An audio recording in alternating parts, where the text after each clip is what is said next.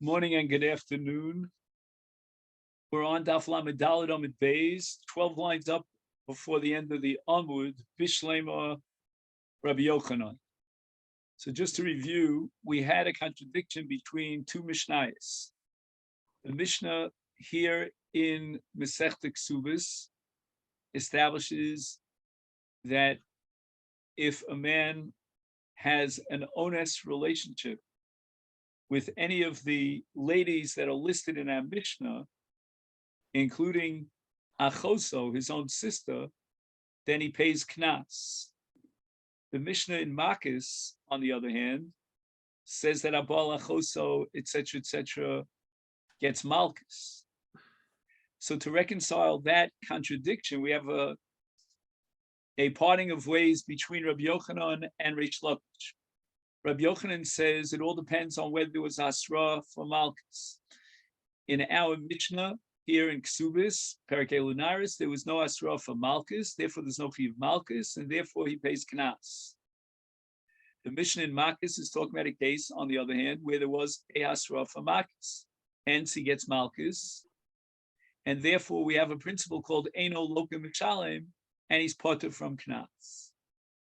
Reish Lakish disagrees, and he holds that our Mishnah reflects the Shita of Rabbi Meir, who holds Loka U'Mishalem, and therefore our Mishnah mentions that he gets Knas, he has to pay Knas. The Mishnah in Makis adds and completes the picture, and he gets Malchus. So he gets both Malchus and pays Knas. Bishlem Rabbi Yochanan Lo Omer Kireish Lakish. I understand why Rabbi Yochanan is inhibited, because the Kalmokimle Kirabanan, he would prefer interpreting our Mishnah and attributing it to the Chachamim, whereas Reish Lakish pushes us into a corner in which we have no choice but to assume that the authorship of both Mishnayos here and there is attributed to Rabbi Meir. Rabbi Meir is the Das Yoch. Ela Reish Lakish, my time alo Omer Rabbi Yochanan. What bothered Reish Lakish about interpreting that our Mishnah is talking about a case where there was no Asra, whereas the Mishnah in Makis is talking about a case where there was Asra? It seems like a very smooth reconciliation. And the Gemara says, Amar Lecha, Reish Lakish would respond, Kevan de ilu asru be potur, kilo asru be nami potur. Here we have a breakthrough shita of Reish Lakish, namely that in a situation where the Avera itself is an Avera Hamachayeves Malchus, then the principle is Eino Loka Mishalem. And that would apply whether or not he will get Malchus. We don't look at the implementation of the punishment, but rather we look at the Avera per se, and we define and classify the Avera in abstract terms. Reish Lakish holds that even if he was a shogeg, but he violated the Avera, which, had he been amazing, he would be Chayav Malchus, then he's not Chayav Mama. And therefore, Reish Lakish does not have the luxury of interpreting the Mishnah here at the beginning of Elunaris in Ksubis as a situation where there was no Malchus, because there was no Asra. The absence of Asra, according to Reish Lakish, is irrelevant. We rather classify the Avera, if it's an Avera Sheish Malchus, and that would apply in a Mamzeres case, and certainly how much more so in the case of Achoso, where the possibility, in theory, would be that there would be Malchus, and there been Asra and Malchus, then there's no Tashlume Mama, because the principle of Eino Loku Mishalem, according to Reish Lakish, depends not upon whether or not we will implement the Malchus, but whether or not the Avera per se, in and of itself, would, in theory, generate Malchus. The Azdu L'Tamayu. And this Machlokes Rabbi Yochanan Reish Lakish is consistent with the way Rav Dimi, Ki Asa, when Rav Dimi came from Eretz Yisrael to Bavel, Amar said that Chayve Misos Shogegin. So now we're going to switch our approach, our scenario to a case of chayve misos, and we're talking about someone who violated a chiyuv misa b'shogeg, which means that he was unaware of the severity of the Isur, or alternatively, he was amazed, but there was no hasra.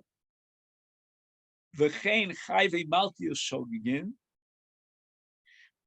u davar acher. Davar acher means mama. So you have two scenarios. You have chayve misos shogegin. You have chayve malkios shogegin.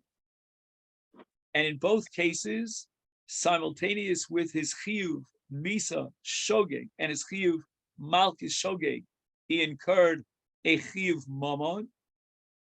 Rabbi Yochanan says he's a shogeg. Bezdin will not implement the punishment, neither misa nor malchus, and therefore there's nothing to knock off the chiyuv tashlumei mamon. He will pay the davar acher. Reish Lakish Amar Potur.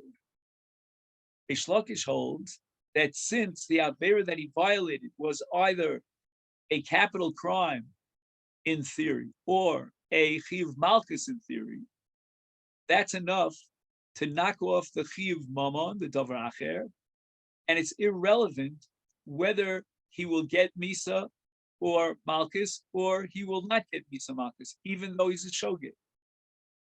Rabbi Yochanan Amar Chayav. Rabbi Yochanan says in the case of shogeg, he's chayav to pay the davar acher. Why?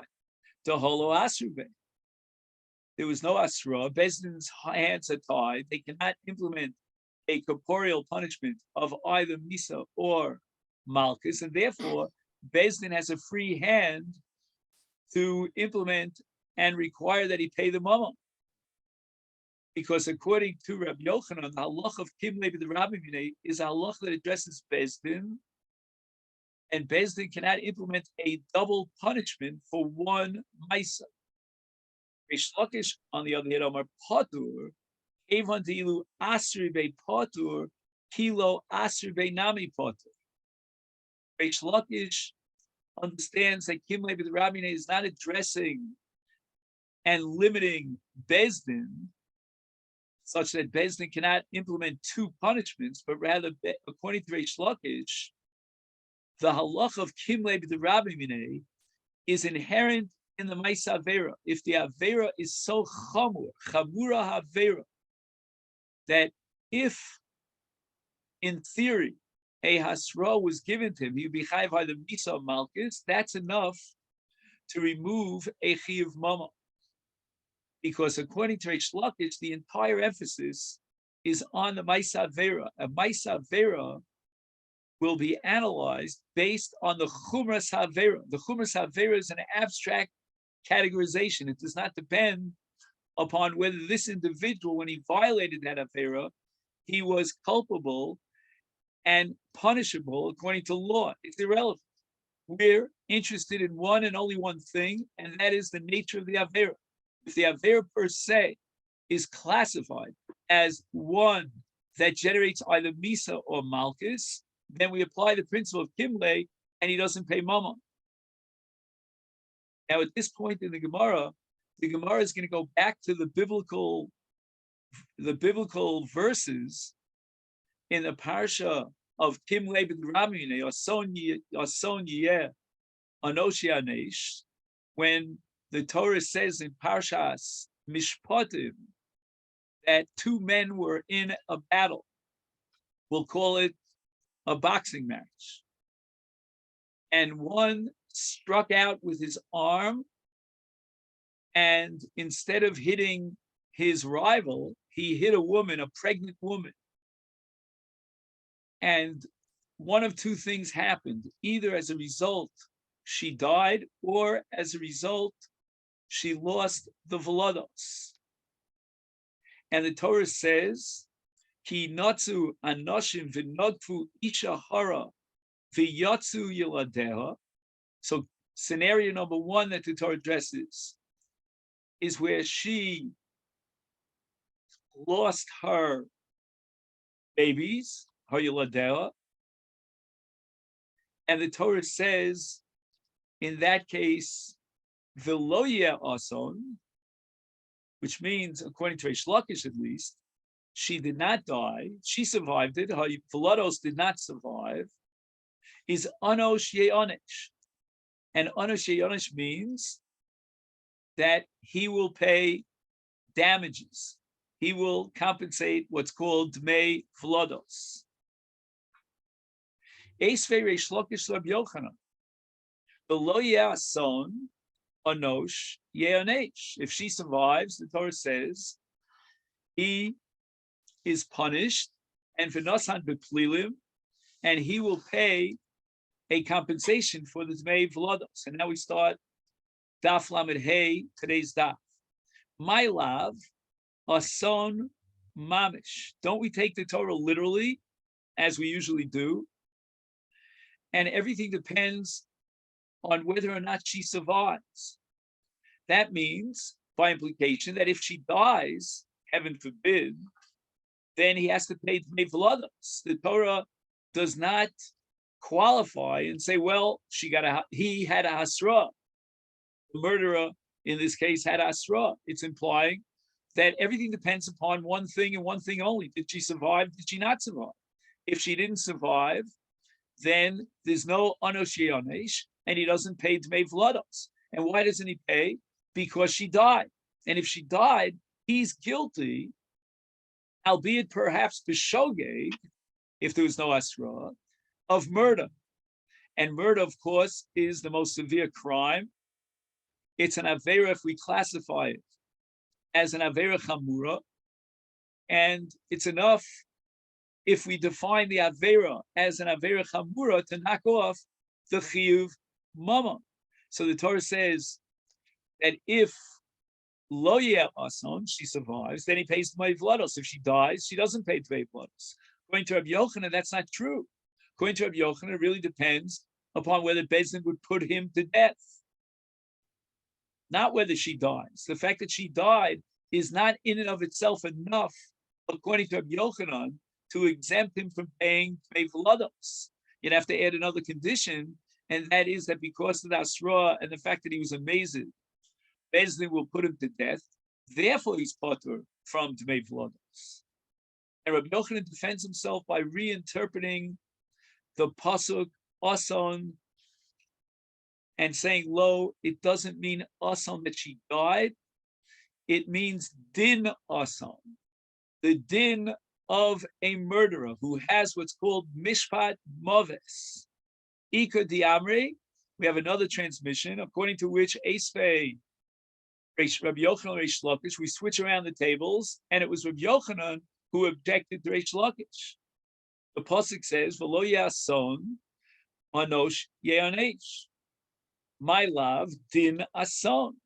We should interpret ason from a juridic, from a legal perspective, as referring to whether or not the makeh, that's the person who murdered this woman, in a case where she died, has a din ason, which means that he is chayav misa.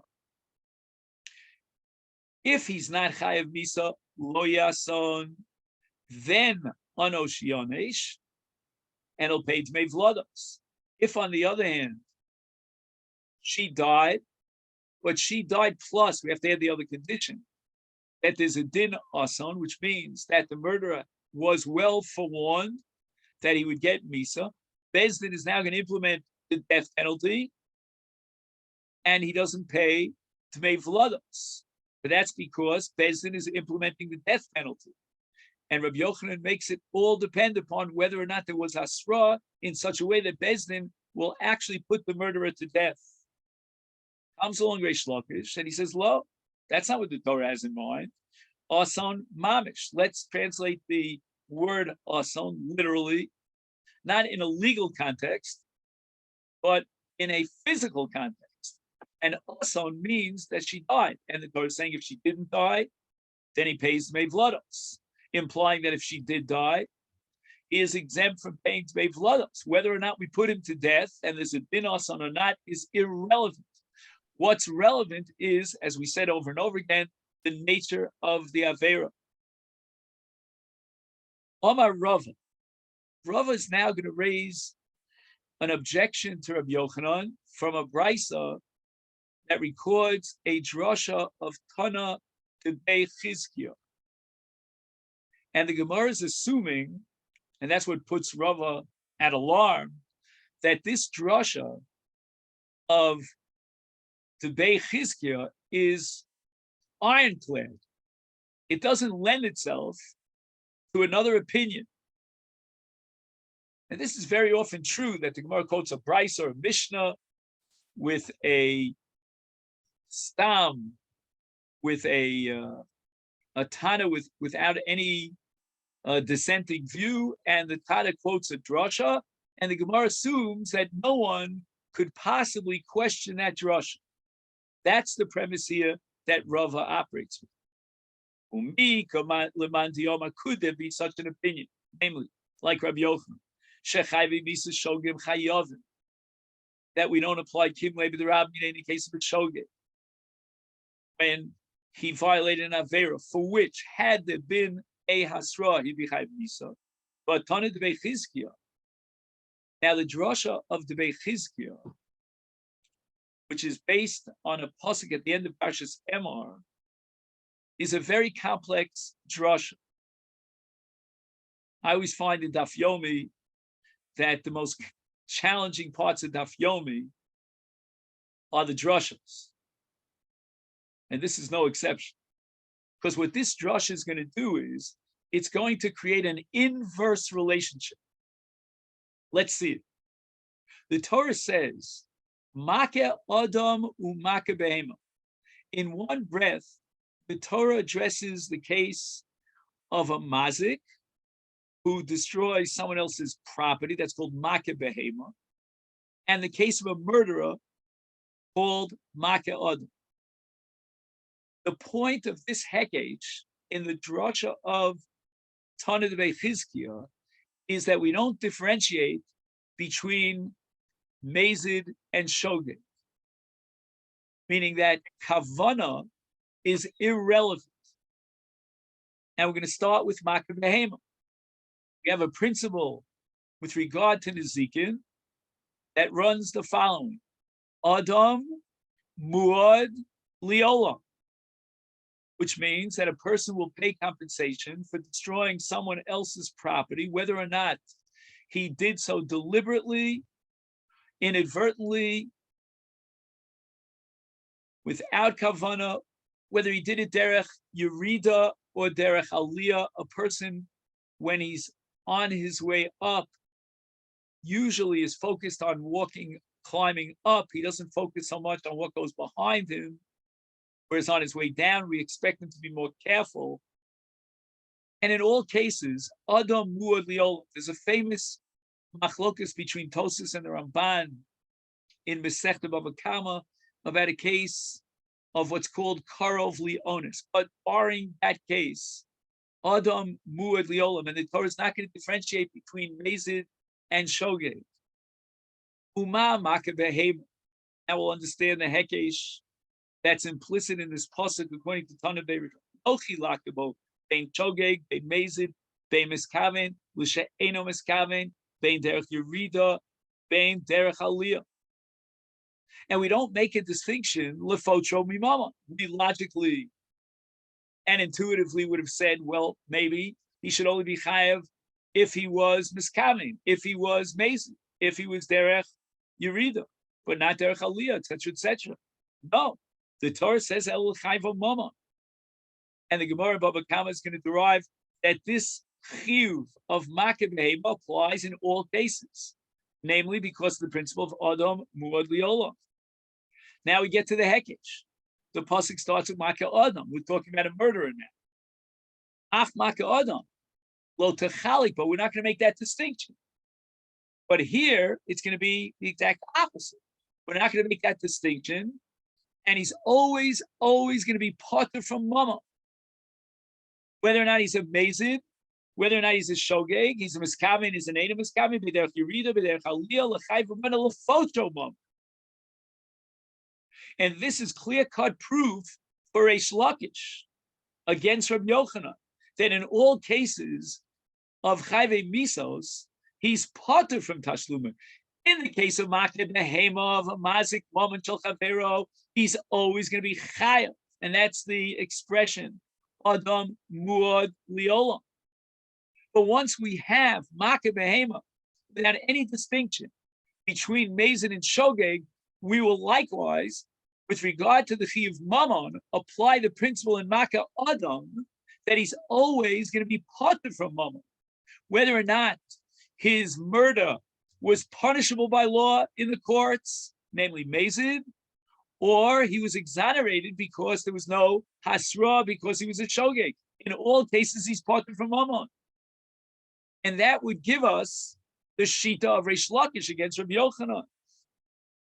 And the Gemara is so convinced by this proof that it backtracks. And what we know is that Rabbi Yochanan was in Eretz Yisrael, and there in the Holy Land he had two main Talmidim, Rav Dimi and Ravin. I wonder how often in Shas, today we have computers, so you don't have to be the Vilna Gaon to figure this out. How often in Shas we have Rav Ravin and Rav Dimi arguing with two different traditions about Rabbi Yochanan and what he said in Eretz Yisrael. So when they came to the center of Torah learning at that time in Bavel, they each brought their own tradition. The Gemara has now completely destroyed and undermined the tradition of Rav Dimi, and now we have to supplant it and replace it with the tradition of Ravin. Amar, what did Ravin tell us? Not the way Rav Dimi had it.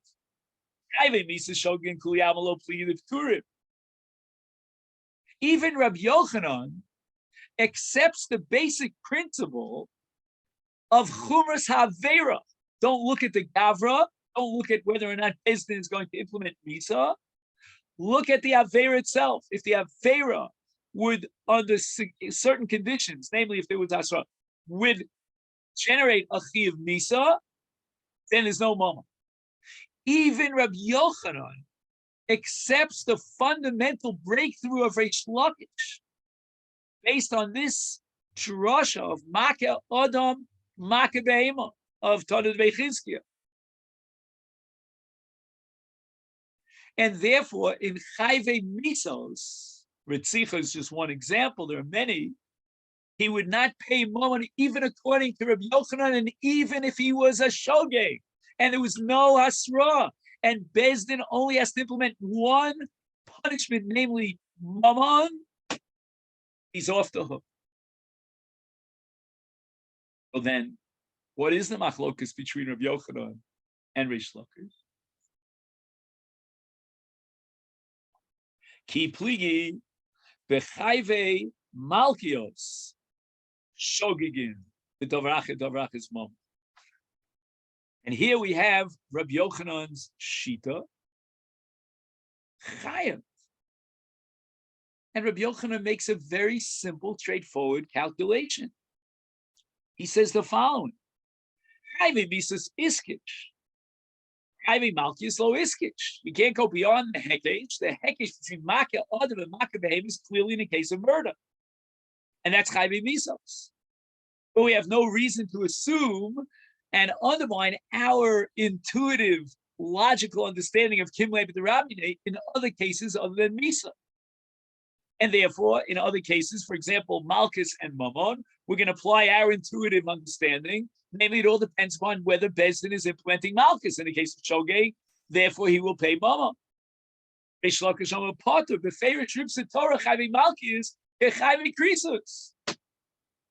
Everybody knows it's Beferish.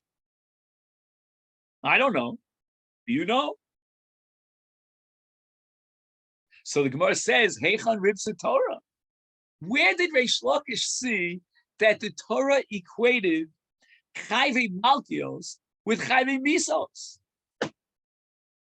We had a whole sugi, if you remember, Hananya, Mishal, and Azariah. What would you prefer if you had a choice? Malchus or Misa? And the Gemara says, depends on Yesh Lakitzvah, Yesh Lakitzvah. But right now, the Gemara wants to know, where's the equation between Chayve Misos and Chayve Malkios? Omar Abaya Asya Rasha. We have the famous, world famous Kseret Shava. It's so famous that we all know about it, right? Actually, Rava didn't know about it, but Abai knew about it. And in two parshios, the Torah used the word Rasha. First of all, the Torah uses the word Rasha with regard to the prohibition at the end of Sefer Bamidbar of taking a kofer for the Nefesh Rotzeach. And there, the Torah calls the Nefesh Rotzeach a Rasha. Asher hu Rasha Lamus.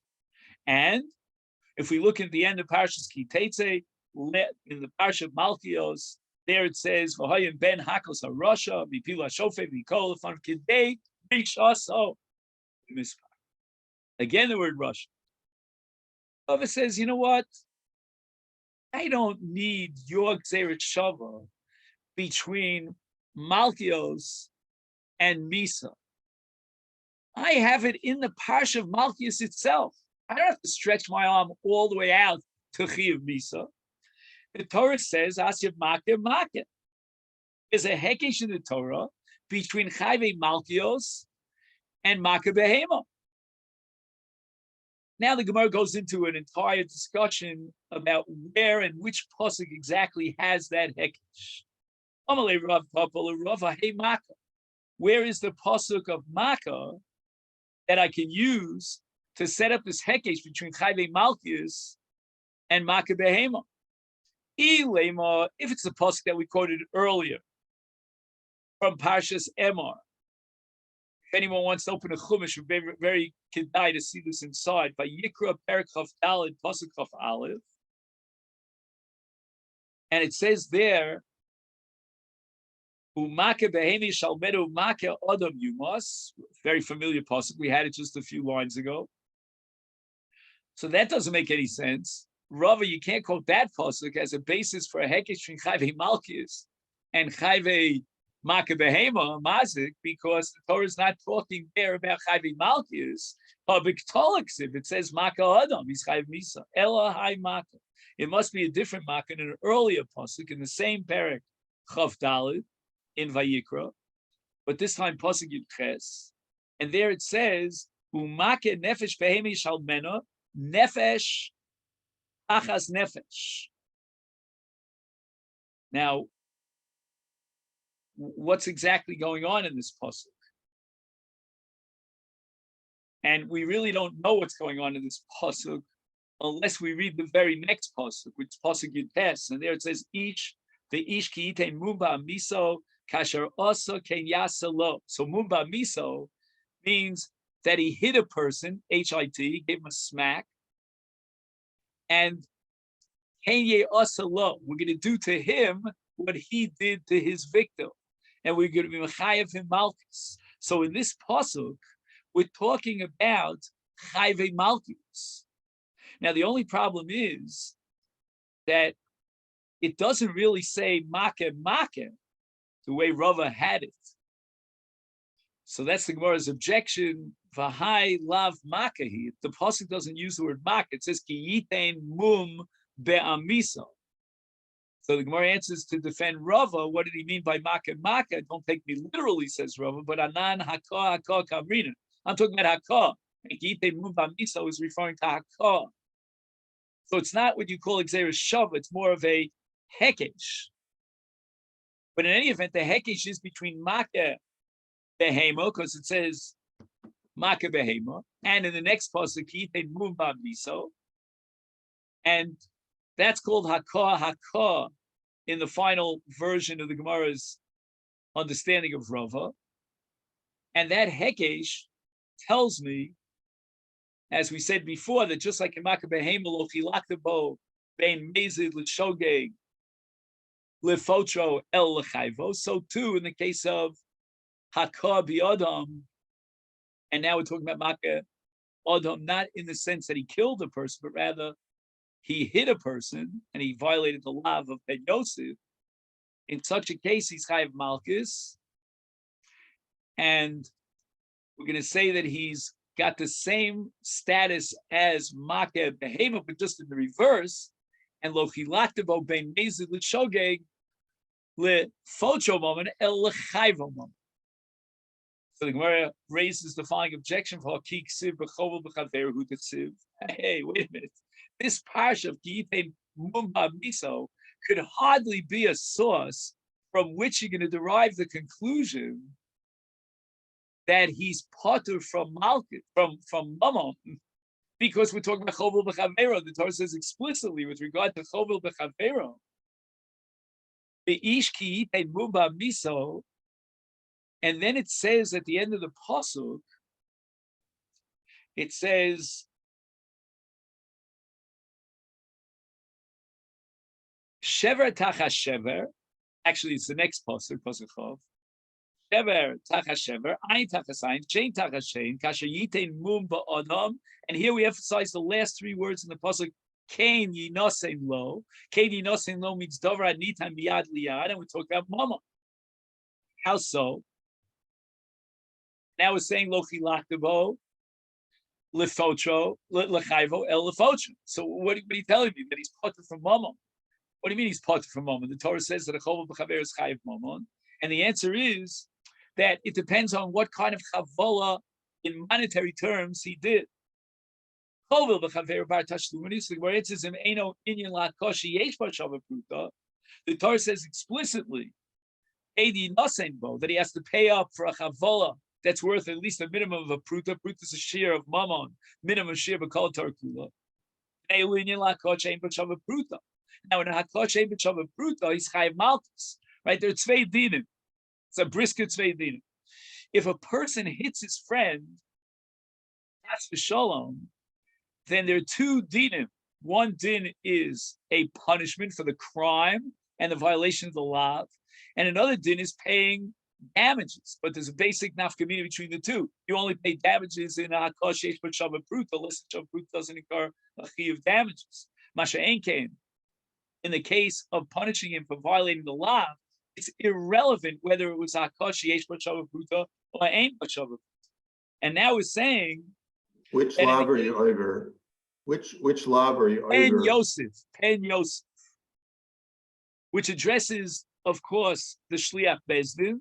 He's not allowed to give a 40th lash, but from that the Gemara derives in two places, in Masechet Sanhedrin and Masechet Makis, that law applies to you and I as well, not only to the Shliach Bezdin. Anyone who does Hakah is going to be in violation of the law of Ben Yosef, and he gets Malchus for that. And it doesn't matter whether he incurred a financial loss that's payable, that's suable in a court of law, even if it's Ein Bo Shava Pruta, he will get Malchus.